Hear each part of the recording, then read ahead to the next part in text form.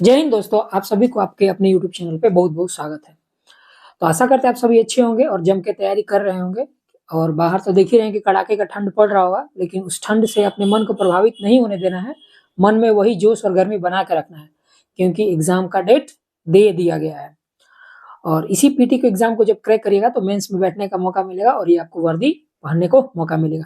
तो चलिए आज हम बात करते हैं, जो कल का हमारा वीडियो था उसमें हम बात किए थे कि मैंने अभी हमारा जो बहुत कम समय बचा उसमें क्या क्या हमें करना चाहिए। ठीक है, आशा करता आप उसको देखे भी होंगे और आप उस पर अमल कर रहे होंगे। तो आज का जो हमारा टॉपिक रहेगा कि साइंस पर कैसे काम करें। ठीक, तो देखिए साइंस में भी क्वेश्चन जो होते हैं, कुछ होते हैं नॉर्मल, कुछ मॉडरेट और कुछ टफ होते हैं। तो जो टफ वाले जो क्वेश्चन होते हैं वो बहुत मतलब कि वो एक दो ही होते हैं, उसको पकड़ने के चक्कर में हमें सिंपल वाला क्वेश्चन को गलत नहीं करना है। तो इसके लिए हमें क्या करना चाहिए था, देखिए जो हम आप सभी के पास, अगर आप कंपटीशन की तैयारी कर रहे होंगे तो आपके पास लूसेंट साइंस का किताब होगा ही, और नहीं भी होगा तो ले लीजिए क्योंकि वो काम करता है। तो जो लूसेंट साइंस का जो ये बुक है, लूसेंट साइंस वाला, तो इसमें क्या है कि इसमें हर सब्जेक्ट के जो लास्ट होता है ना, जैसे फिजिक्स, केमिस्ट्री, बायोलॉजी और कृषि, मतलब 4 दिया हुआ है मेनली, इसमें मेनली 4 दिया हुआ है। तो इसके पीछे ना हर, जैसे फिजिक्स है तो फिजिक्स जब खत्म होगा तो करीब 300 प्लस आपका ऑब्जेक्टिव क्वेश्चन दिया हुआ है।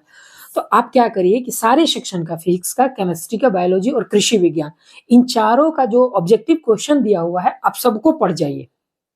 ठीक, 2 दिन या 3 दिन का टारगेट रखिए। तकरीबन आपका ये सारा चारों सेक्शन को अगर आप मिला लेते हैं तो 1000 प्लस क्वेश्चन ऑब्जेक्टिव हो जाएंगे।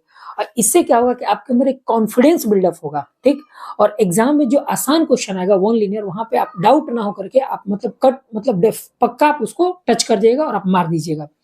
तो सबसे पहला काम आपको ये लूसेंट का पढ़ लेना है। इसका साइंस जो तीनों चारों सेक्शन का दिया हुआ है, ध्यान रखिए कृषि विज्ञान को छोड़िएगा मत, क्योंकि कृषि विज्ञान जब आप पढ़िएगा तो उसमें जैसे कि तिलहन अनुसंधान संस्थान कहाँ पर है, और कौन सा गाय का प्रमुख प्रजाति, भैंस की प्रजाति, इस तरह के जो 5-6 क्वेश्चन होते हैं, हम एक दो क्वेश्चन टच कर ही जाते हैं।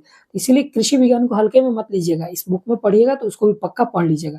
पहला ये आप काम कीजिएगा। दूसरा ये कीजिएगा कि स्पीडी का एक साइंस का बुक आता है आपका, ठीक, उसमें भी ना वन लिनियर ना तकरीबन मतलब उसमें करीब 3-4 हजार क्वेश्चन जो होते हैं वो अलग दिए होते हैं, ऑब्जेक्टिव के तौर पर दिए होते हैं, और उसमें साइड में आंसर भी दिया होता है। तो उससे भी आपका कॉन्फिडेंस बिल्डअप होगा। तो आप लूसेंट का साइंस और स्पीडी का साइंस दोनों को तकरीबन 3-4 दिन के अंदर टारगेट रखिए और सबको पढ़ जाइए। एक पेंसिल उठाइए और धड़ धड़ आप उसको पढ़ लीजिए। जैसे देखिए लूसेंट का ये जो स्पीडी का साइंस है वो इस तरह का आएगा आपका। इसमें क्या दिया रहता है कि पहले कुछ दिया रहेगा पढ़ने के लिए, फिर बाद में इस तरह का ऑब्जेक्टिव आपको दे देगा। ऑब्जेक्टिव पढ़िए, फिर साइड में ही आपका आंसर आता है, उसको आंसर मिला लीजिए। एक दो क्वेश्चन गलत होते हैं, बाकी आपका मतलब बढ़िया रहेगा, कॉन्फिडेंस के लिए ये आपका बढ़िया रहेगा। तो साइंस के लिए आप ये 2 चीज कर लीजिए, लूसेंट पढ़ लीजिए, लूसेंट का साइंस, और आपका स्पीडी वाला, ये 2 चीज कर लीजिएगा। तो आपका साइंस में आप एक अच्छे लेवल तक पहुंच जाइएगा, कम से कम आया हुआ क्वेश्चन आपको गलत नहीं होगा। चलिए एक तो ये हो गया। दूसरा बिंदु हमें ये चर्चा करना था कि जैसे देखिए पिछले बार जो 1275 का एग्जाम हुआ था सब इंस्पेक्टर का, पीटी का, तो उसमें से 2-3 क्वेश्चन जो थे ना हिंदी और इंग्लिश के दे दिए थे। तो आपको ज्यादा कुछ नहीं करना है। इंग्लिश में आप साधारण जो नॉर्मल वॉइस होते हैं, प्रेजेंट जो सिर्फ टेंस से संबंधित होते हैं, टफ वाला नहीं, वॉइस और नरेशन, ये 2 टॉपिक को आप देख लीजिएगा।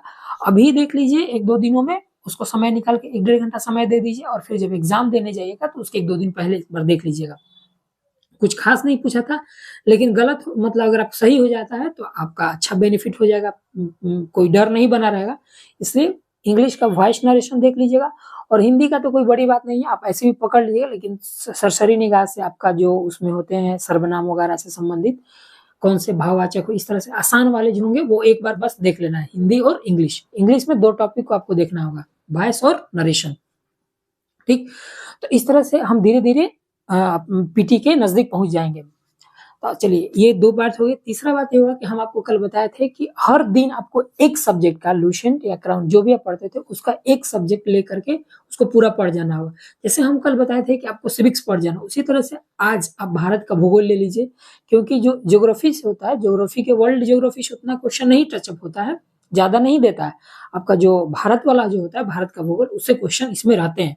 तो आज आप क्या करिए कि भारत का भूगोल निकालिए और उसका पूरा पढ़ जाइए। ठीक, तो इसी तरह से हम डेली एक-एक टॉपिक पे एक-एक सब्जेक्ट के रिगार्डिंग में बात करते आएँगे और जो भी क्वेश्चन इंपॉर्टेंट हमको लगेगा हम सोच रहे हैं कि थोड़ा बोर्ड वोर्ड पे भी लेकर के आपको बताने का प्रयास करेंगे। और आपको भी अगर कोई जानकारी चाहिए, अगर कुछ डाउट हो तो आप हमारे पास भेज दीजिए कमेंट बॉक्स में, हम उस पे अपने मतलब जितना हमारे पास नॉलेज रहेगा उसके अकॉर्डिंग आपको आंसर देंगे। तो फिर हम मिल लेंगे अगले वीडियो में, तब तक के लिए जय हिंद।